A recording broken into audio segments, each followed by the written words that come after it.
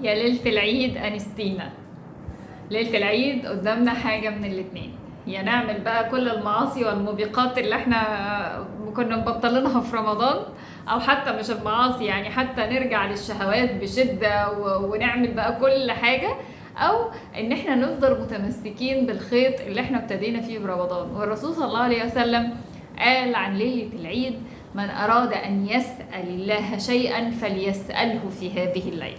يعني الدعاء في ليلة العيد دعاء مستجاب، اللي عايز حاجة من ربنا يطلبها منه النهاردة. ده أول بداية طريق الاستقامة، أو أول بداية إن العقد ما ينفرطش ونحس إن خلاص بقى رمضان خلص وهنرجع تاني والحاجات دي كلها. أول حاجة إن احنا نمسك في طرف الخيط.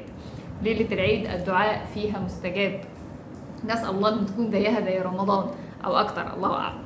فخلينا في ليلة العيد النهاردة نستمر على ذكر الله سبحانه وتعالى، نستمر ان احنا نطلب من ربنا اللي احنا عايزينه، لان ده وعد من سيدنا النبي: اللي عايز حاجة يطلبها في ليلة العيد. وما تنسوش تدعوا لي معاكم.